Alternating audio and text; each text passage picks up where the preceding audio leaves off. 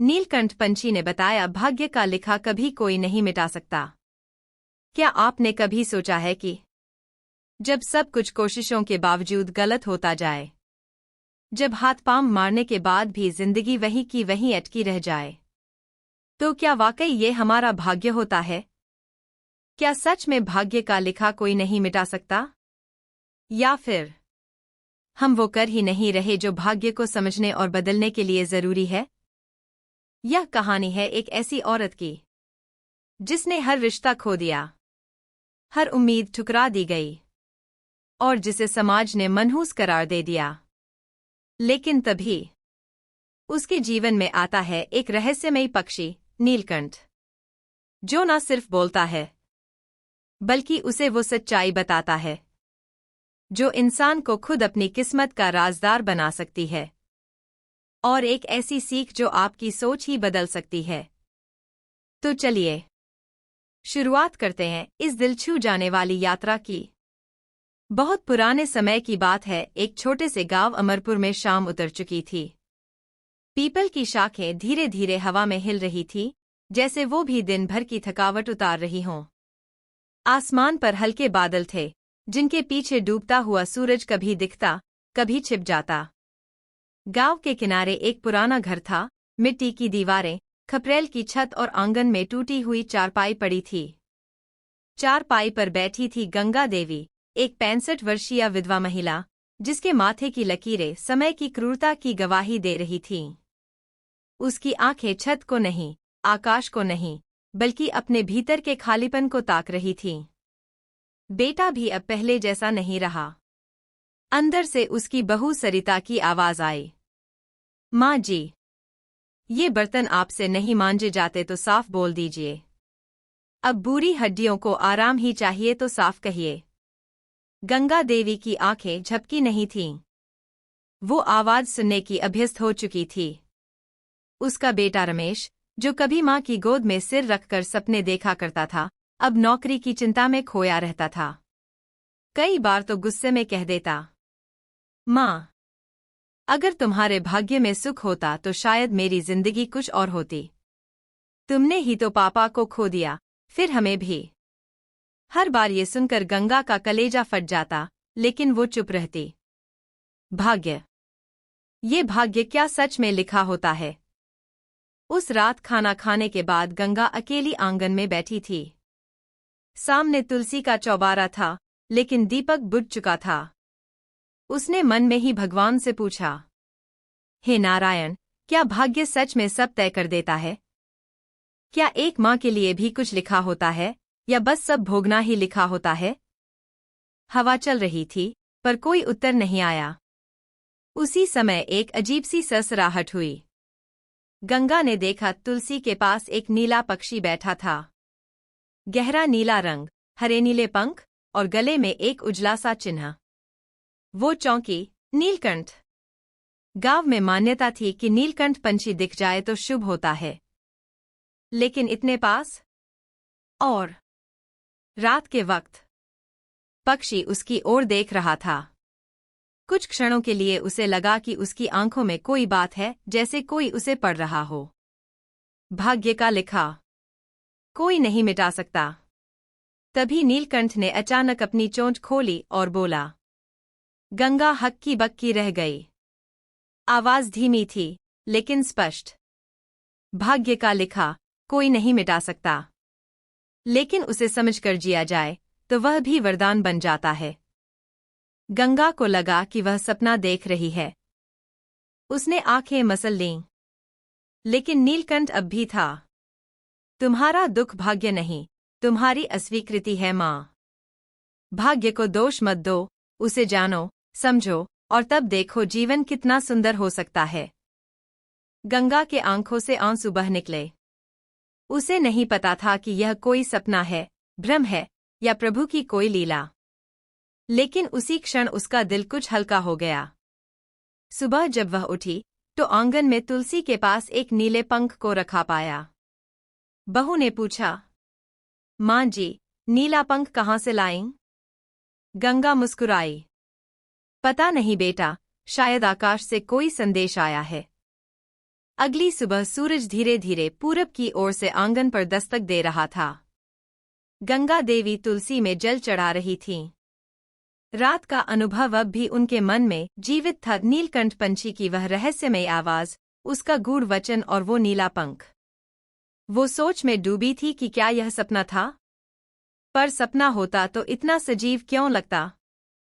तभी फिर वही ससराहट हुई और पीपल की सबसे ऊंची शाख पर वो पक्षी फिर से बैठा दिखा, वही नीलकंठ। आज तुम्हें पहली बात समझनी होगी।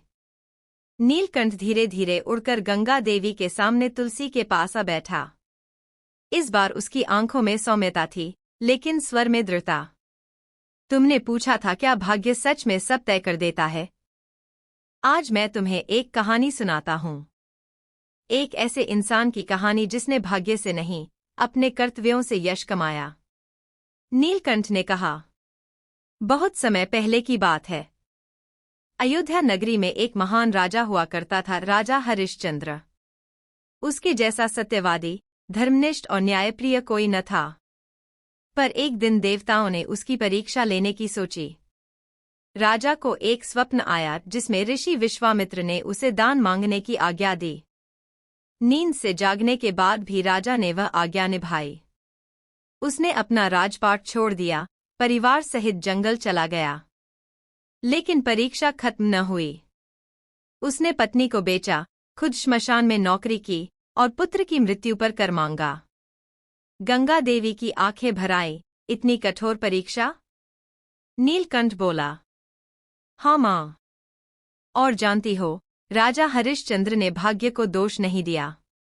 उसने उसे स्वीकार कर कर्म के साथ जिया और अंत में देवताओं ने आकर उसे मुक्त किया। इसलिए पहली सीख यही है, भाग्य लिखा होता है, पर उसे दिशा देना हमारे हाथ में होता है।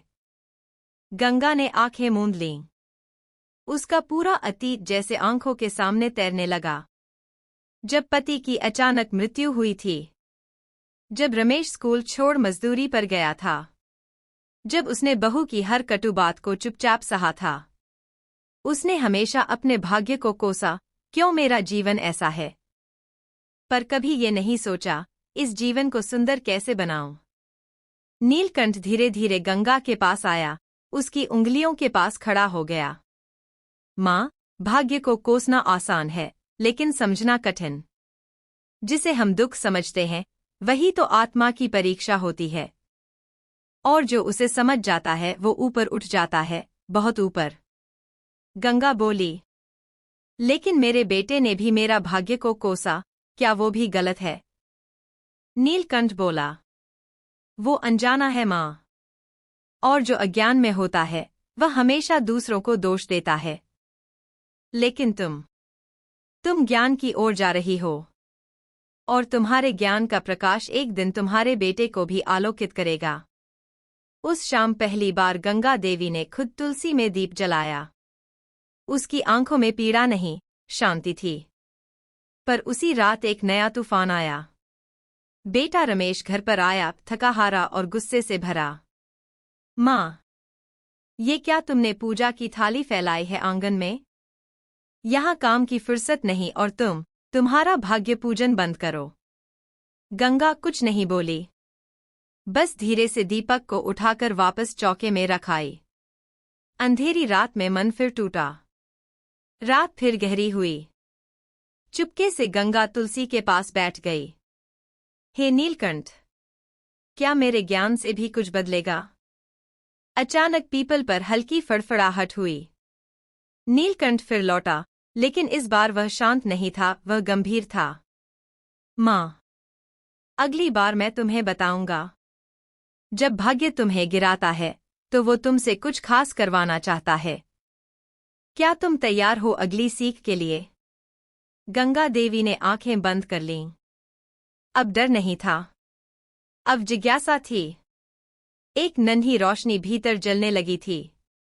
रात के सन्नाटे में तुलसी के पास बैठी गंगा देवी के भीतर एक तूफान चल रहा था। बेटे की बातों ने मन को फिर तोड़ दिया था, लेकिन नीलकंठ के शब्दों की गूंज उसके हृदय में अब भी थी। भाग्य तुम्हें गिराता है, तो वो तुमसे कुछ खास करवाना चाहता है। उसने धीरे से आंखें मूंदी और मन ही मन कहा, हे नीलकंठ, मैं तैयार हूं अगली सीख के लिए। तभी एक हल्की सी आहट हुई। वही नीला प्रकाश, वही गहरी आवाज।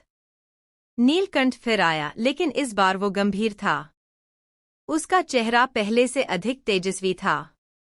वो पीपल से उड़कर तुलसी के पास उतरा और धीरे से बोला, आज मैं तुम्हें बताने आया हूं एक ऐसी कथा जिसे सुनकर तुम जानोगी कि जीवन का सबसे गहरा अंधकार अक्सर रोशनी की पहली सीढ़ी होता है। नीलकंठ ने कहना शुरू किया। पुराने समय की बात है। निषद देश के राजा थे नल। वीर, धर्मनिष्ठ और सुंदर। उनकी पत्नी थी दमयंती, विदर्भ की राजकुमारी। दोनों का प्रेम स्वर्गिक था। लेकिन भाग्य ने उन्हें सबसे कठिन राह पर डाल दिया। राजा नल पर अचानक जुआ खेलने की प्रवृत्ति हावी हो गई। उसने अपना सारा राज्य, धन, वस्त्र सब कुछ जुए में हार दिया। दमयंती के साथ वह वनवास चला गया, एक राजा से भिखारी तक की यात्रा। भूख, अपमान और अपनों से दूर हो जाना, ये सब भाग्य का लेखा था। गंगा देवी की आंखें भर आईं। इतनी सुंदर जोड़ी और इतना बड़ा संकट। नीलकंठ बोला, हाँ माँ, लेकिन जानती हो क्या सबसे महान बात थी? नल ने खुद को दोष नहीं दिया। दमयंती ने भी अपने पति को नहीं छोड़ा। उन्होंने भाग्य के हर झटके को स्वीकार किया और फिर से सब कुछ पाया, राज्य, सम्मान, प्रेम। गंगा बोली, क्यों? कैसे? नीलकंठ ने मुस्कुराते हुए कहा, क्योंकि उन्होंने गिरने को अंत नहीं, बदलाव की शुरुआत माना। यही तुम्हें भी समझना है माँ। जब भाग्य गिराता है, तब वो तुम्हें मजबूत करने का मौका देता है। गंगा देवी को लगा जैसे वर्षों बाद वह अपने जीवन को नए दृष्टिकोण से देख पा रही हैं। आज तक वह खुद को टूटा मानती थीं। पति की असमय मृत्यु, बेटे का कठोर व्यवहार, बहू की अवमानना। लेकिन आज पहली बार उन्हें लगा, इन टूटनों ने ही मुझे नर्म और मजबूत बनाया है। अगली सुबह जैसे ही सूरज चढ़ा, घर में शोर मच गया। बेटा रमेश, जो रोज काम पर जाने के लिए तेजी से तैयार होता था, आज बिस्तर से उठ नहीं पाया। तेज बुखार, उलझी हुई सांसें। गांव का वैद्य आया और कहा, यह भीतर का ताप है मां जी, कोई मानसिक वेदना भी साथ है। गंगा देवी का दिल कांप उठा। क्या ये भी भाग्य की अगली सीख है? रात हुई। गंगा देवी चौके के पास बैठी थी। उसका बेटा कमरे में कराह रहा था। बहू ने मुंह फेर रखा था। तभी तुलसी के पास फिर से वह नीली चमक दिखाई दी। नीलकंठ आया और बोला, अब समय है मां, सिर्फ सहने का नहीं, कर दिखाने का। भाग्य ने तुम्हें इसलिए गिराया था ताकि तुम एक नई भूमिका निभा सको। अब तुम सिर्फ मां नहीं, जागी हुई आत्मा हो। गंगा ने नमन किया और बोली, बताइए अगली राह। मैं तैयार हूं। गंगा देवी सुबह सुबह तुलसी के पास बैठ गईं। उनके चेहरे पर आज एक अजीब सी शांति थी। बेटा अभी भी बीमार था, बहू उदासीन। लेकिन गंगा का हृदय अब भावनाओं के स्थान पर ज्ञान की ओर बढ़ चला था। तभी तुलसी के पत्ते हिलने लगे। एक मंद हवा बहने लगी।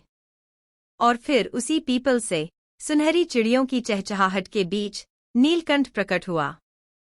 नीलकंठ बोला, अब मैं तुम्हें एक ऐसे बालक की कथा सुनाऊंगा जिसने अपने भाग्य को तपस्या से जगा दिया। गंगा ने हाथ जोड़े और कहा, मैं तैयार हूं पंछीराज। पुराने समय की बात है। राजा उत्तानपाद की 2 रानियां थीं, सुनीति और सुरुचि। सुनीति की संतान था बालक ध्रुव, सौम्य, मासूम और निष्ठावान। लेकिन राजा का अधिक प्रेम सुरुचि पर था, इसलिए वह ध्रुव को तिरस्कार से देखती थी। एक दिन जब ध्रुव ने पिता की गोद में बैठने की इच्छा जताई, सुरुचि ने उसे अपमानित करके भगा दिया और कहा, यदि तू भगवान की आराधना करके मेरा भाग्य पाले, तभी राजा की गोद तुझे मिलेगी। ध्रुव रोता हुआ अपनी मां सुनीति के पास गया। मां ने आंसुओं के साथ कहा, बेटा, तेरे साथ अन्याय हुआ है, पर भगवान न्याय करेंगे। तू चाहो तो तब कर सकता है। 5 साल का ध्रुव गया वन में, अकेला। नीलकंठ बोला, सिर्फ 5 वर्ष का बालक, पर संकल्प वज्र जैसा। उसने जंगल में जाकर कठोर तपस्या शुरू की। दिन में एक बार फल, फिर पत्ते, फिर सिर्फ हवा, और अंत में केवल ध्यान। 6 महीने तक लगातार, बिना डिगे। गंगा देवी की आंखों में आश्चर्य भर आया। इतना छोटा बच्चा, और इतनी बड़ी साधना? नीलकंठ ने उत्तर दिया, माँ, जब भीतर आग जलती है तो उम्र नहीं देखती, और जब भाग्य अपमानित करता है तो आत्मा को जगाना ही पड़ता है।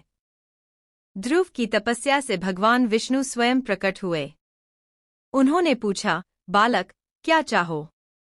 ध्रुव ने सिर झुकाकर कहा, मैं ऐसा स्थान चाहता हूं जहां कोई मुझे अपमानित न कर सके, जो अडिग हो। भगवान मुस्कराए और बोले, तू आकाश में अमर ध्रुव तारा बनेगा जो कभी डगमगाएगा नहीं। और तब से आज तक आकाश में एक तारा चमकता है जिसे हम ध्रुव तारा कहते हैं। नीलकंठ ने गंगा की आंखों में झांक कर कहा, माँ, जीवन में यदि न्याय नहीं है तो तप करो। तुम्हारा तप हो प्रेम देना, अपमान सहना, फिर भी दया रखना। याद रखना, भाग्य वही बदलता है जो भीतर से अमर बन जाए।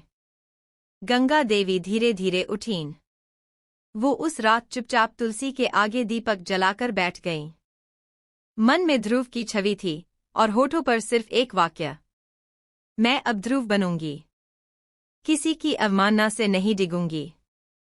बेटा बोला, माँ, माफ कर दो।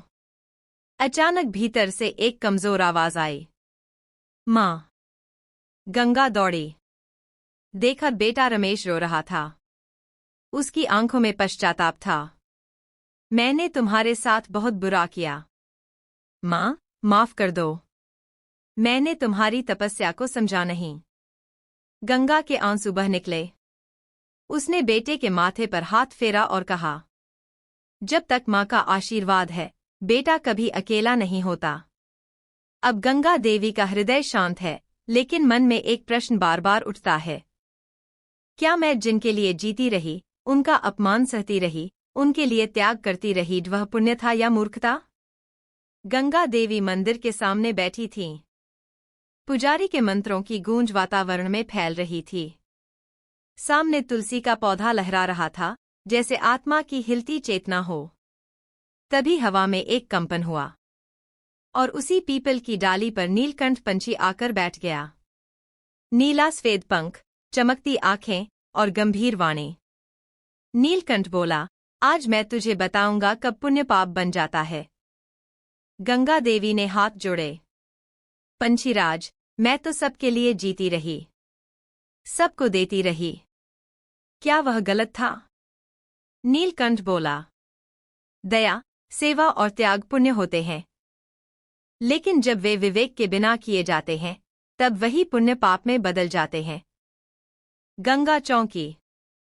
यह कैसे? बहुत समय पहले की बात है। एक गांव में हरिराम नामक वृद्ध रहा करता था। उसने अपनी सारी संपत्ति अपने बेटों में बांट दी। खुद छोटे से एक कमरे में रहने लगा। हरिराम दिन रात बेटे, बहू, पोते पोतियों के लिए भोजन बनाता, सेवा करता। वह सोचता, सेवा पुण्य है। लेकिन बेटे भू उसका उपहास उड़ाते।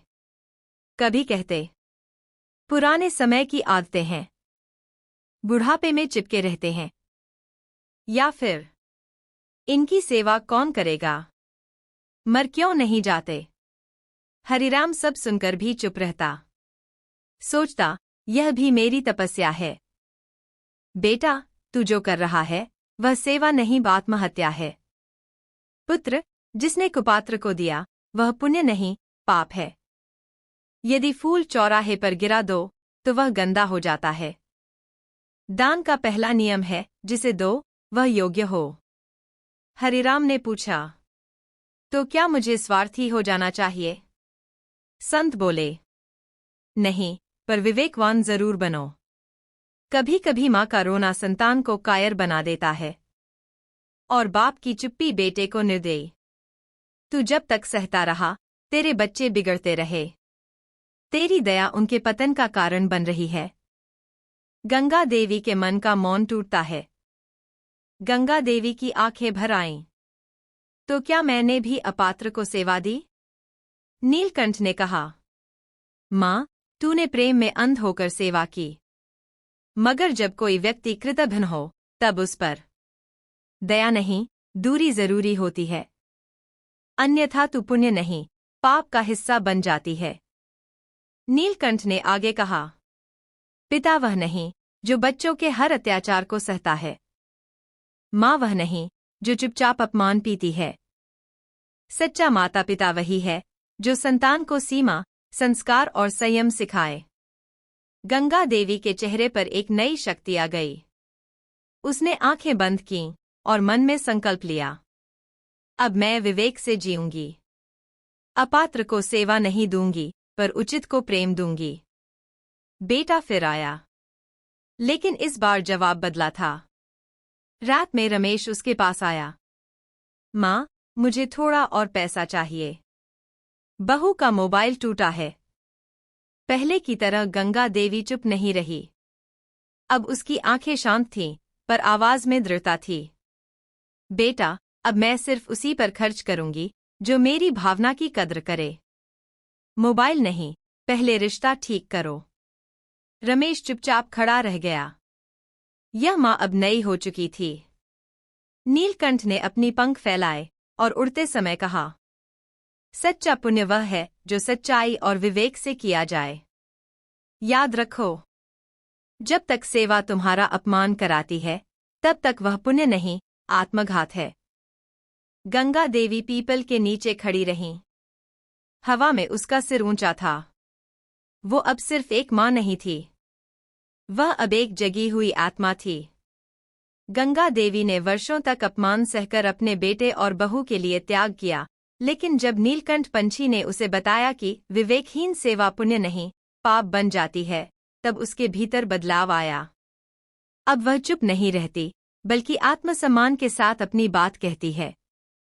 सुबह का उजाला धीरे धीरे गांव की गलियों में फैल रहा था। गंगा देवी तुलसी पर जल चढ़ा रही थीं। चेहरे पर अब कोई शिकन नहीं थी, बस एक गहराई थी और आंखों में शांति। तभी गांव की एक औरत दौड़ती हुई आई। माई, मेरी बेटी की तबीयत बहुत खराब है। आप तो पूजा पाठ करती हैं, एक बार उसके लिए दुआ कर दीजिए। गंगा देवी ने उसकी ओर देखा।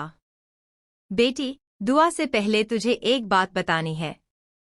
गंगा देवी ने पीपल के नीचे बैठकर आंखें बंद कीं। मन में प्रश्न था, पंछीराज, क्या यह सही है कि माँ बाप के आंसू संतानों को श्राप बन जाते हैं? तभी एक धीमी धीमी सी हवा चली और नीले रंग की आभा के साथ नीलकंठ पंछी पीपल की सबसे ऊंची डाली पर आ बैठा। उसकी आंखें गंभीर थीं और वाणी में धीमा लेकिन भारीपन भरा स्वर। किसी आशिक के आंसू बहते हैं प्रेम में, किसी साधक के आंसू बहते हैं भक्ति में, लेकिन माँ बाप के आंसू जब अपमान से बहते हैं, तो वो वज्र बनकर संतान के भाग्य पर गिरते हैं। गंगा देवी सिहर गईं। पंछीराज, क्या मेरी आंखों के आंसू भी मेरे बेटे पर असर डालेंगे? बहुत वर्षों पहले एक गांव में एक निर्धन स्त्री थी, नाम था सीता। उसने अकेले अपने बेटे को पाला। दिन में खेतों में काम करती, रात को सिलाई करती। बेटा बड़ा हुआ, अब नौकरी मिली। पर जब उसकी शादी हुई, बहू ने कहा, मैं इस बूढ़ी औरत के साथ नहीं रह सकती। बेटा बोला, माँ, कुछ समय के लिए गांव वापस चली जा। सीता चुपचाप चली गई।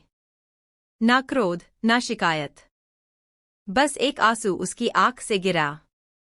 वो किसी को बद्दुआ नहीं देती, लेकिन मन में बस एक दर्द था। जिसे अपने खून से सींचा, वही पराया हो गया। साल बीतते गए। बेटे का व्यापार डूब गया। बहू बीमार रहने लगी। डॉक्टर तांत्रिक सब थक गए। तब किसी वृद्ध साधु ने कहा, तुम पर कोई श्राप नहीं, पर एक माँ का अपमानित आंसू है। वो तेरे भाग्य की जड़ को सुखा चुका है। गंगा देवी की आंखों से एक आंसू गिरा, पर अब समझ के साथ।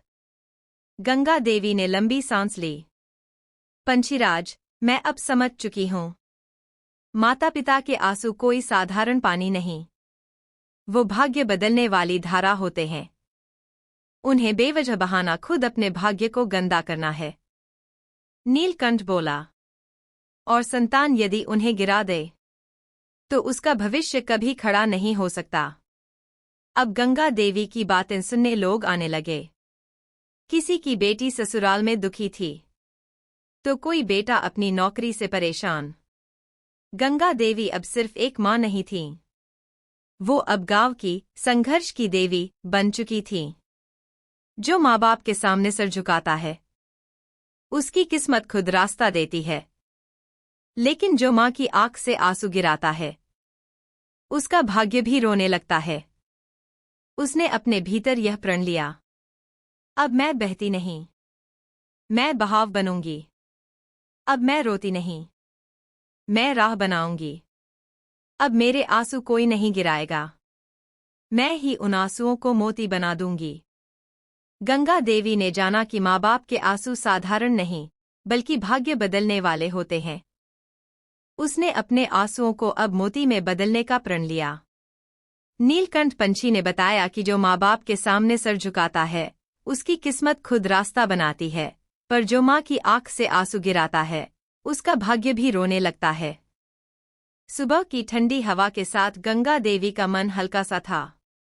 उसने निश्चय किया था अब वह किसी के आगे झुकेगी नहीं, चाहे वह उसका अपना बेटा हो या बहू।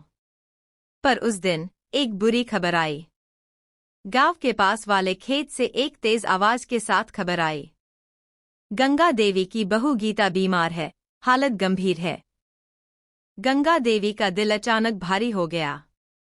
उसने अपनी सारी पीड़ा को पीछे छोड़ते हुए गांव के छोटे से अस्पताल की ओर दौड़ लगाई। गीता, जो कभी उसके प्रति नफरत करती थी, अब कमजोर और दर्द से तड़प रही थी। गंगा देवी के सामने देखकर उसकी आंखों में एक अजीब सा पछतावा चमक उठा। गीता ने धीरे से कहा, सासू माँ, माफ कर दीजिए मुझे, मैं गलत थी। गंगा देवी के भीतर पुरानी चोटें फिर से जागने लगीं। क्या वह माफ कर सकती थी? तभी नीलकंठ पंछी फिर से प्रकट हुआ। उसने गंभीर स्वर में कहा, माफी एक पुण्य है, पर हर माफी में सीमा होती है। जब माफी दिल को और टूटने से बचाए, तब उसे देना चाहिए। लेकिन जब माफी अपने आत्मसम्मान को कुचल दे, तब वह आत्मघात बन जाती है। गंगा देवी ने सिर झुकाया और कहा, मैं समझती हूं पंछीराज, अब मैं अपने लिए भी खड़ी रहूंगी। गंगा देवी ने निर्णय लिया। गीता की मदद जरूर करेगी, लेकिन अपनी गरिमा के साथ। वह अब नहीं झुकेगी, न खुद को कमतर समझेगी। वह अपनी मर्यादा के साथ इंसानियत निभाएगी। धीरे धीरे परिवार में बदलाव दिखने लगे। गीता ने भी अपनी गलतियों को स्वीकार किया और गंगा देवी के सामने झुकी। बेटा भी अपनी मां के आत्मसम्मान को समझने लगा। नीलकंठ पंछी ने अंतिम बार कहा, भाग्य खुद तो नहीं बदलता, लेकिन हम अपने कर्मों से उसे नया रंग दे सकते हैं। और जब आत्मसम्मान साथ हो, तो कोई भी दुश्मन अंदर तक कमजोर पड़ जाता है। गंगा देवी ने माफी की सीमा समझी और अपने आत्मसम्मान को बचाते हुए परिवार में शांति लाने का प्रयत्न किया। गीता और बेटा धीरे धीरे बदलने लगे। नीलकंठ पंछी ने समझाया कि भाग्य नहीं बदलता, पर कर्म और आत्मसम्मान से जीवन की दिशा बदली जा सकती है। गंगा देवी के जीवन में एक और तूफान आने वाला था। एक दिन गांव के मुखिया के दरवाजे पर एक अनजान व्यक्ति आया। उसका चेहरा कठोर और नजरें ठंडी थीं। उसने मुखिया से कहा, गंगा देवी के बेटे ने गांव के कानून का उल्लंघन किया है। न्याय की मांग है। गंगा देवी के भीतर एक अजीब सी बेचैनी उठी। क्या फिर से उसका परिवार टूटने वाला था? बेटे पर आरोप था कि उसने किसी गरीब किसान की जमीन पर अतिक्रमण किया है। गांव में चर्चा छिड़ गई थी। कुछ लोग बेटे के पक्ष में थे तो कुछ विरोध कर रहे थे। गंगा देवी ने महसूस किया कि अब उसकी सबसे बड़ी परीक्षा सामने आ चुकी है। रात को गंगा देवी अकेले अपने कमरे में बैठी थी। दिल में एक सवाल बार बार गूंज रहा था, क्या मैं फिर से टूट जाऊंगी? क्या मैं अब भी अपनी मर्यादा और आत्मसम्मान के बीच संतुलन बना पाऊंगी? नीलकंठ पंछी फिर से प्रकट हुआ। उसने कहा, सच्चाई और न्याय के बीच जो रास्ता होता है वह संघर्ष का है, पर याद रखो, सबसे बड़ी जीत वह होती है जो अंदर से खुद को हारने न दे। गंगा देवी ने निश्चय किया कि वह इस बार केवल अपने बेटे के लिए नहीं, अपने लिए भी लड़ाई लड़ेगी। उसने गांव वालों को समझाया, न्यायालय का सामना किया, पर वह अपने सम्मान और परिवार की इज्जत को कभी भी खतरे में नहीं आने देगी। धीरे धीरे परिवार के सदस्य भी उसके साथ खड़े होने लगे। गीता ने अपनी गलती स्वीकार की और बेटे के लिए समर्पित हुई। बेटा भी जिम्मेदारी समझने लगा। गंगा देवी ने अपने बेटे पर लगे जमीन अतिक्रमण के आरोपों का सामना करने का फैसला किया। उसने परिवार को साथ लेकर न्यायालय का रुख किया। नीलकंठ पंछी ने उसे याद दिलाया कि सबसे बड़ी जीत भीतर की हार न मानने में है। गांव के छोटे न्यायालय में पूरा परिवार जमा था। गंगा देवी का बेटा घबराया हुआ था, लेकिन मां का आत्मविश्वास देखकर उसका हौसला बढ़ा। वकील ने बहस शुरू की और विपक्षी पक्ष ने आरोप लगाए। गंगा देवी ने जो मेहनत की थी वह अब रंग लाने लगी। सच्चाई धीरे धीरे सामने आ रही थी। कुछ गवाह आए जो बेटे के पक्ष में बोले और जमीन के पुराने रिकॉर्ड भी जांचे गए। न्यायालय की लड़ाई के बीच नीलकंठ पंछी फिर प्रकट हुआ। उसने कहा, सच्चाई की मशाल को बुझाया नहीं जा सकता, चाहे कितनी भी अंधकार छाए। पर याद रखो, न्याय के लिए धैर्य और संयम की तलवार सबसे तेज होती है। गंगा देवी ने धैर्य और संयम से काम लिया। वह हर सवाल का उत्तर समझदारी से देती रही। उसका आत्मविश्वास देखकर न्यायाधीश भी प्रभावित हुए। अंत में एक पुराने दस्तावेज ने सब कुछ पलट दिया। पता चला कि जमीन वास्तव में गंगा देवी के परिवार की ही थी और जो विवाद हुआ वह एक साजिश थी। इस जीत से परिवार में नया विश्वास और प्यार आया। बेटा अपनी मां को सलाम करता रहा। गीता भी अपनी गलतियों पर पछताती रही। गंगा देवी ने साहस और संयम से न्यायालय की लड़ाई जीत ली। परिवार एकजुट हो गया।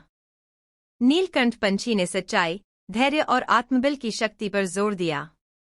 अब गंगा देवी के जीवन में एक गहरा मोड़ आने वाला था। नीलकंठ एक ऐसा रहस्य बताएगा जो भाग्य के स्वरूप को ही समझाएगा। गांव की गलियों में अब गंगा देवी के नाम की सराहना हो रही थी। लोग कहते, ये औरत नहीं, एक जिंदा प्रेरणा है। लेकिन गंगा देवी जानती थी, अभी एक आखिरी बात बाकी थी जो उसे नीलकंठ से जाननी थी। एक शाम आंगन में बैठी गंगा देवी को वही नीलकंठ पंछी दिखा। इस बार वह पेड़ पर नहीं, ठीक सामने जमीन पर आकर बैठा। उसने गंभीर स्वर में कहा, आज मैं तुम्हें वह रहस्य बताने आया हूं जिसे जानने के बाद तुम समझोगी कि भाग्य क्या है और इंसान उससे क्यों लड़ता है। नीलकंठ बोला, भाग्य एक लेख है जो जन्म के साथ आत्मा पर लिखा जाता है, पर यह लेख अस्थिर होता है, जैसे रेत पर लिखी इबारत, जिसे कर्मों का समुंदर धो भी सकता है और गहरा भी कर सकता है। गंगा देवी अचंभे में पड़ गई। क्या मतलब? क्या भाग्य बदला जा सकता है? नीलकंठ समझाता गया, नहीं, भाग्य मिटाया नहीं जा सकता, पर जो इंसान अपने कर्मों से उस भाग्य को स्वीकार कर, उससे लड़कर नई दिशा देता है, वही वास्तव में विजेता कहलाता है। भाग्य तुम्हारे बेटे को परीक्षा में डाल सकता है, पर तुम्हारी परीक्षा तुम्हारे धैर्य, सहन शक्ति और आत्मा के साहस की है।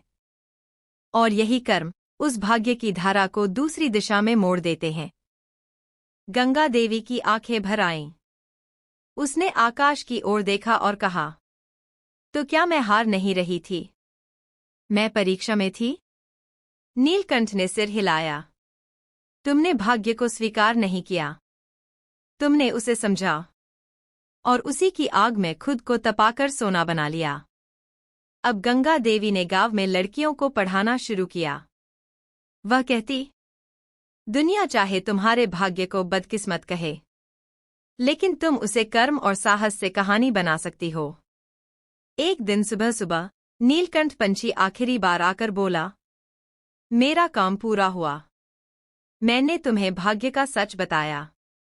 अब तुम खुद हजारों को सिखाओगी कि भाग्य लिखा जा सकता है, पर उसके मायने इंसान खुद तय करता है।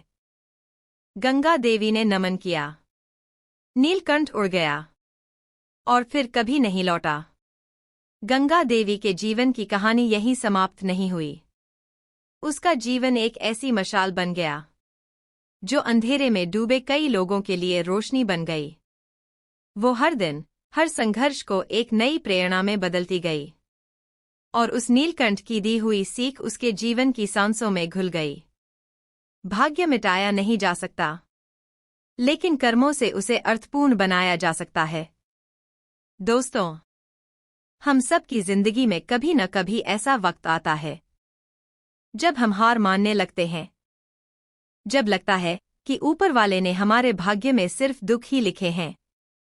पर याद रखिए, गंगा देवी जैसी माँ, नीलकंठ जैसा मार्गदर्शक और आपके भीतर छिपा साहस हर टूटे हुए इंसान को फिर से खड़ा कर सकता है। अगर इस कहानी ने आपके दिल को छू लिया हो, तो एक छोटी सी विनती है, लाइक कीजिए ताकि हमें पता चले कि आप ऐसी कहानियां और देखना चाहते हैं। शेयर कीजिए ताकि ये प्रेरणा किसी और की जिंदगी भी बदल दे। सब्सक्राइब करना मत भूलिए, क्योंकि हम हर बार आपके लिए लाते हैं ऐसी सच्ची, दिल को छू जाने वाली और जीवन बदल देने वाली कहानियां। मिलते हैं अगली कहानी में एक नई सीख, एक नई रोशनी के साथ। तब तक याद रखिए, एक भाग्य आपका लिखा है, लेकिन उसे पढ़ने का तरीका आपके हाथ में है। जय हिंद।